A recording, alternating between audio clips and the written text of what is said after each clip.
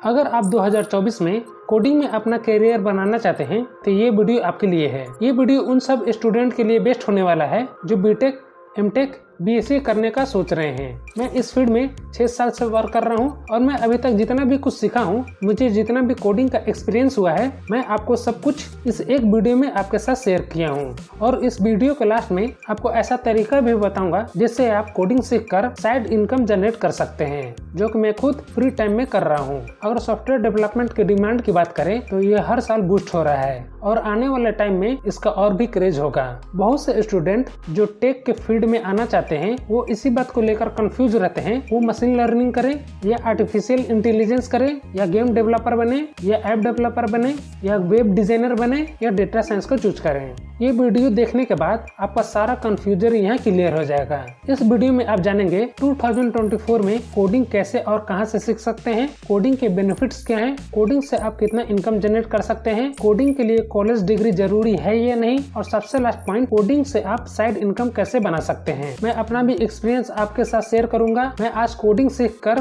किस किस तरीके से साइड इनकम जनरेट कर रहा हूँ, वो सब कुछ आपको यहाँ डिटेल में बताने वाला हूँ। तो सबसे पहले जानते हैं व्हाट इज कोडिंग। सिंपल भाषा में अगर कहा जाए, कोडिंग ह्यूमन और कंप्यूटर के बीच कनेक्शन बनाने का एक तरीका है। कंप्यूटर ह्यूमन लैंग्वेज को नहीं जानता है, कंप्यूटर को समझने के लिए अलग से लैंग्वेज बनाए गए हैं जिसे कोडिंग कहते हैं। आज के डेट में 300 से भी ज्यादा प्रोग्रामिंग लैंग्वेज आ चुके हैं, like Java, C, Python, R, C sharp, S sharp, और ये हर लैंग्वेज अलग अलग काम करने के लिए यूज किया जाता है। कोई कोडिंग डेटा साइंस के लिए सबसे बेस्ट होता है, तो कोई कोडिंग वेब डिजाइनिंग के लिए, कोई कोडिंग से आप गेम बना सकते हैं, तो कोई कोडिंग से आप मोबाइल के ऐप बना सकते हैं। हाउ टू स्टार्ट कोडिंग, बहुत से स्टूडेंट इसी में कंफ्यूज रहते हैं और ये कंफ्यूजन उस स्टूडेंट को भी होता है जो बीटेक में एडमिशन लेने के बाद 2-3 साल अपना इंजीनियरिंग में बिता देते हैं और ये डिसाइड नहीं कर पाते वो वेब डेवलपर बने या सॉफ्टवेयर डेवलपर, ऐप डेवलपर बने या इथिकल हैकर। तो सबसे पहले आपको यही क्लियर करना है, आपको कोडिंग सीखकर किस फील्ड में जाना है, किस फील्ड में आपका सबसे ज्यादा इंटरेस्ट है, क्योंकि कोडिंग को सीखकर आप बहुत सारे फील्ड में जा सकते हैं। मेरा यही सजेशन है, अगर आप कोडिंग में न्यू हैं, आपको किसी भी लैंग्वेज का कुछ आइडिया नहीं है, तो सबसे पहले पाइथन या जावा, इन दोनों में से किसी एक को चूज करें।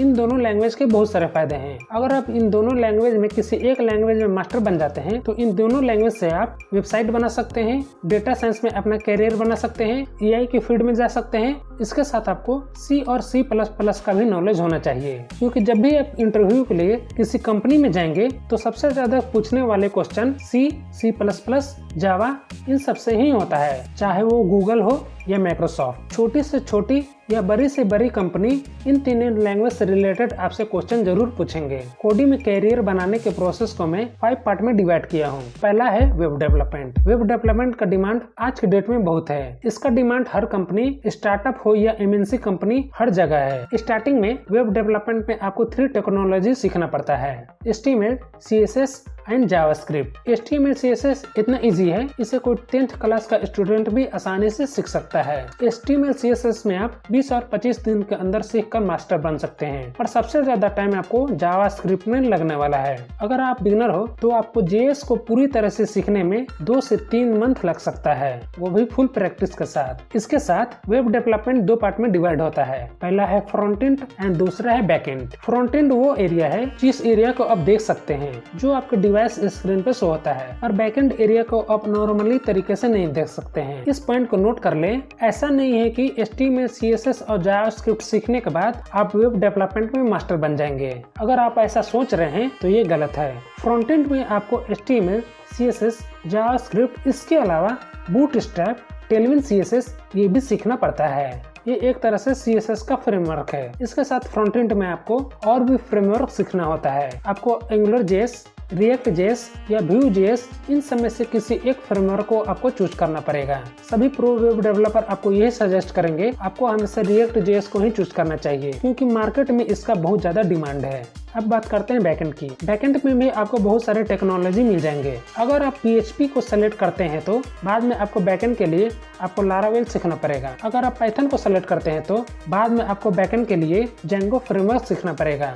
अगर आप जावा स्क्रिप्ट को सेलेक्ट करते हैं तो बाद में आपको बैकएंड के लिए नोड.js सीखना पड़ेगा। एक और बात, अगर आप इन सारे टेक्नोलॉजी को एक साथ सीखना चाहते हैं तो आपका यहाँ टाइम बर्बाद होगा। आपको एक साथ ये सभी टेक्नोलॉजी सीखने की जरूरत नहीं है, आपको किसी एक ही टेक्नोलॉजी को सेलेक्ट करना चाहिए। सॉफ्टवेयर डेवलपमेंट को सीखने के लिए आज बहुत सारे लैंग्वेज हैं, फॉर एग्जाम्पल C++, ASP.NET, जावा और पाइथन। अगर आप इनमें से किसी एक लैंग्वेज को अगर आप सीख लिए तो उस लैंग्वेज पे आपको जॉब जरूर मिल जाएगा। आप इस लिस्ट को देख सकते हैं कौन सा लैंग्वेज मोस्ट डिमांडिंग लैंग्वेज है। अगर इन सारे लैंग्वेज में से किसी एक लैंग्वेज को अगर सीखते हैं तो आपको यहाँ एक लैंग्वेज सीखने में 1 साल तक लग सकता है। अगर आप बीटेक में एडमिशन लेते हैं तो मैं आपको यही सजेस्ट करूंगा, आपको जावा और पाइथन इन दोनों में से किसी एक लैंग्वेज को चूज करना चाहिए। जावा के कंपेयर में पाइथन को सीखना थोड़ा आसान है क्योंकि इसमें डेटा टाइप का कोई टेंशन नहीं होता है। थर्ड है डेटा साइंस। आज के डेट में डेटा साइंस का डिमांड बहुत ज्यादा है। वेब डेवलपमेंट के मुकाबले इसे थोड़ा सीखना हार्ड है। इसमें आपको कोडिंग के साथ mathematics, machine learning, deep learning, artificial intelligence ये सब आपको सीखना पड़ता है। इसके साथ आपको डेटा साइंस में बहुत सारे एल्गोरिथम होते हैं, वो भी आपको सीखना पड़ता है, इसलिए ये थोड़ा हार्ड हो जाता है। आर्टिफिशियल इंटेलिजेंस और मशीन लर्निंग को सीखने के लिए आप पाइथन को चूज कर सकते हैं। यहाँ आप R लैंग्वेज को भी चूज कर सकते हैं। अगर आप किसी प्रोफेशनल डेटा साइंटिस्ट से पूछेंगे इन दोनों लैंग्वेज में सबसे बेस्ट टेक्नोलॉजी कौन सा है तो सभी आपको पाइथन को ही सजेस्ट करेंगे। पाइथन में आपको बहुत सारे इनबिल्ड रिसोर्स और लाइब्रेरीज मिल जाते हैं। डेटा साइंस में जब आप और भी डीप में जाएंगे तो इसमें आपको KNN algorithm, SVM algorithm, decision making algorithm ये सब आपको सीखना पड़ता है। अगर इसकी सैलरी की बात करें तो डेटा साइंटिस्ट की सैलरी 8 लाख से लेकर 20 लाख पर एनम होता है। चलते हैं अपने नेक्स्ट टेक्नोलॉजी की तरफ। मेरा नेक्स्ट टेक्नोलॉजी है साइबर सिक्योरिटी। जैसे जैसे इंटरनेट से लोग जुड़ते जा रहे हैं वैसे वैसे साइबर अटैक भी बढ़ता जा रहा है। इस साइबर अटैक को रोकने के लिए साइबर सिक्योरिटी का डिमांड बहुत ज्यादा बढ़ गया है। आप इस वेबसाइट में देख सकते हैं किस स्पीड से कौन कौन कंट्री एक दूसरे पे साइबर अटैक कर रहे हैं। आप यहाँ अटैक देख सकते हैं, एक दिन में यहाँ कितना अटैक हो चुका है। ऐसे ही पूरे वर्ल्ड में इस टाइप के अटैक होते रहते हैं। जितने भी स्मॉल और बिग कंपनी है वो सभी साइबर सिक्योरिटी एक्सपर्ट को हायर करते हैं। अगर इसका डिमांड की बात करें तो सिंपली लर्न की रिपोर्ट के मुताबिक पिछले कुछ ईयर में साइबर सिक्योरिटी का जॉब का डिमांड बहुत बढ़ा है। 2023 में 1 मिलियन से भी ज्यादा साइबर सिक्योरिटी का जॉब अवेलेबल था। 2025 की अगर बात करें तो इसका डिमांड 20% तक बूस्ट हो जाएगा। साइबर सिक्योरिटी में आप एक्सपर्ट बनना चाहते हैं तो आप YouTube से ही उसे सीख सकते हैं। ये टेक चिप का YouTube चैनल है, आपको यहाँ साइबर सिक्योरिटी के कंप्लीट ट्यूटोरियल मिल जाएंगे। साइबर सिक्योरिटी में फ्रेशर के लिए सबसे बेस्ट है सिंपली लर्न। यहाँ देख सकते हैं इस कोर्स को अभी तक 2 लाख से भी ज्यादा स्टूडेंट ने कंप्लीट किया है। ये कोर्स पूरे 3 आवर का है और ये कोर्स टोटली फ्री है। अगर इस कोर्स को आप कंप्लीट करते हैं तो आपको यहाँ फ्री का सर्टिफिकेट भी मिलता है। इसके अलावा ये माई ग्रेटर लर्निंग का वेबसाइट है, यहाँ से भी आपको साइबर सिक्योरिटी का फ्री कोर्स मिल जाएगा। यहाँ आपको साइबर सिक्योरिटी के बहुत सारे कोर्स मिल जाएंगे और ये सारे कोर्स बिगिनर लेवल के हैं। आप इन सारे कोर्स को फ्री में ही सीख सकते हैं और यहाँ एक एक कोर्स को कंप्लीट करने के बाद आपको हर कोर्स का यहाँ फ्री का सर्टिफिकेट भी मिलता है। अगर आप साइबर सिक्योरिटी के डिटेल में जानना चाहते हैं तो इस वीडियो को जरूर देखें, इसमें आपको साइबर सिक्योरिटी का कंप्लीट रोड मैप बताया गया है। तो चलते हैं अपने नेक्स्ट टेक्नोलॉजी की तरफ। मेरा नेक्स्ट टेक्नोलॉजी है ऐप डेवलपमेंट। इस ग्राफ को आप देख सकते हैं, आज स्मार्टफोन यूजर 7.26 बिलियन तक पहुंच चुका है। अगर आप ऐप डेवलपर बनने का सोच रहे हैं तो ये डिसीजन आपके लिए बेस्ट हो सकता है। अगर इसमें आप मास्टर बन गए तो आपके लिए बहुत सारे अपॉर्चुनिटी ओपन हो जाते हैं। मोबाइल ऐप बनाने में 3 मेन टेक्नोलॉजी का यूज होता है। आप एंड्रॉइड स्टूडियो की हेल्प से ऐप बना सकते हैं, इसमें जावा लैंग्वेज का यूज होता है और इस टेक्नोलॉजी से बनाया हुआ ऐप बस एंड्रॉइड मोबाइल में ही ओपन होता है। आप फ्लटर की हेल्प से ऐप बना सकते हैं, इसमें डार्ट लैंग्वेज का यूज होता है और इस टेक्नोलॉजी से बनाया हुआ ऐप एंड्रॉइड मोबाइल के साथ iOS मोबाइल में भी यूज कर सकते हैं। आप रिएक्ट नेटिव की हेल्प से ऐप बना सकते हैं, इसमें आपको जावा स्क्रिप्ट का नॉलेज होना जरूरी है और इस टेक्नोलॉजी से बनाया हुआ ऐप भी आप एंड्रॉइड के साथ iOS मोबाइल में रन कर सकते हैं। इसलिए सबसे पहले आपको ये डिसाइड करना है किस टेक्नोलॉजी को सीख कर आप ऐप डेवलपर बनना चाहते हैं। आप जावा सीख के ऐप डेवलपर बन सकते हैं, आप फ्लटर सीख के ऐप डेवलपर बन सकते हैं और आप रिएक्ट नेटिव सीख के भी ऐप डेवलपर बन सकते हैं। ऐप डेवलपर की अगर एनुअल सैलरी की बात करें तो इसमें आप 5 से लेकर 10 लाख पर ईयर कमा सकते हैं। मेरा लास्ट टेक्नोलॉजी है गेम डेवलपर। आज के डेट में गेम डेवलपर सबसे हाई पेइंग जॉब है। अब जानते हैं आप गेम कैसे बना सकते हैं।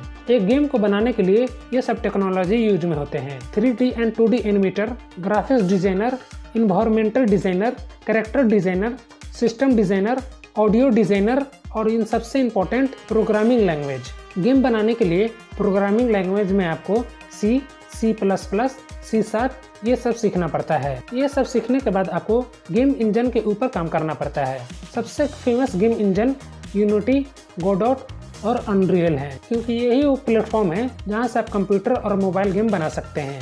Benefits of coding. कोडिंग के अगर बेनिफिट्स की बात करें तो इसका बहुत सारे बेनिफिट्स हैं। लाइक कोडिंग में सैलरी की बात करें तो ये ऐसा हाई पेइंग जॉब है जिसमें आपको स्टार्टिंग में ही 3 to 5 लाख पर ईयर मिल सकता है। जैसे जैसे इस फील्ड में आपको एक्सपीरियंस होता जाएगा आपका सैलरी भी बढ़ता जाएगा। सेकंड है life time income. Software development ऐसा फील्ड है जिसमें आपको लाइफ टाइम इनकम होता है। जितना आपको कोडिंग का एक्सपीरियंस होगा उतना ही ज्यादा आपका इनकम होगा।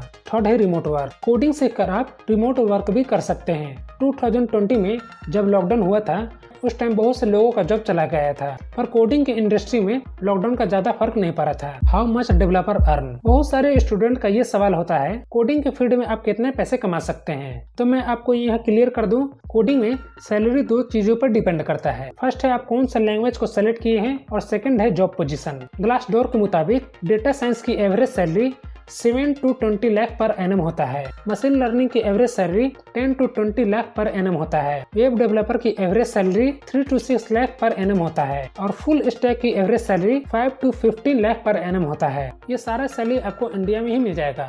अगर आप इंडिया के बाहर जॉब करते हैं लाइक USA, UK कंपनी में तो आपकी सैलरी 30 लाख पर एनम भी हो सकता है। तो अब जानते हैं कि प्रोग्रामिंग के लिए कॉलेज का डिग्री जरूरी है या नहीं। ये सवाल हर स्टूडेंट का होता है, क्या कोडिंग फील्ड में जॉब पाने के लिए डिग्री की जरूरत पड़ता है या नहीं। हालांकि बिना डिग्री के सॉफ्टवेयर कंपनी में जॉब लेना थोड़ा मुश्किल हो सकता है, क्योंकि कुछ कंपनी आपको जॉब देने के लिए आपसे कॉलेज का डिग्री का डिमांड करेंगे, पर ऐसा हर जगह नहीं है। बहुत सारे कंपनी आपको बिना डिग्री के ही जॉब प्रोवाइड कराएंगे। ऐसा आपको बहुत सारे रिपोर्ट मिल जाएंगे जहाँ आपको क्लियर ये बताया गया है कोडिंग सीखने के लिए और उसमें जॉब पाने के लिए डिग्री की जरूरत नहीं होती है। आप किसी भी फील्ड के स्टूडेंट हो, BSc, BA, MA, commerce, BBA, MBA, किसी भी फील्ड से हो, अगर आपको कोडिंग में इंटरेस्ट है और आप इससे सीख लिए और इस पे आपका अच्छा कमांड हो गया तो आपको जॉब जरूर मिलेगा। अगर आपने कोडिंग को अपना पैशन बना लिए, चाहे आपके पास डिग्री हो या ना हो, आपको जॉब जरूर मिल जाएगा। आप इन सारे लोग को देख सकते हैं। आप बिल गेट्स,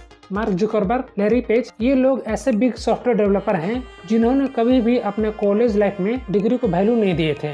ये सभी कॉलेज ड्रॉप आउट हैं। ये सभी अपने स्टडी को बीच में ही छोड़ दिए थे। आज के डेट में सॉफ्टवेयर के फील्ड में इन सब का नाम टॉप पोजीशन पे है। इसलिए इस बात को अपने माइंड में हमेशा के लिए नोट कर लें, सिर्फ बीटेक और एमटेक स्टूडेंट ही सॉफ्टवेयर डेवलपर नहीं बन सकता है। अगर आपके अंदर कोडिंग सीखने का पैशन है तो आप भी कोडर बन सकते हैं। Side income with coding. अगर आप कोडिंग में मास्टर बन जाते हैं तो आप बहुत तरीके से पैसे जनरेट कर सकते हैं। आप जॉब के अलावा फ्री टाइम में और भी इनकम बना सकते हैं। For example freelancing, consulting, project selling, internship. मैं खुद 6 साल से इस फील्ड में काम कर रहा हूँ।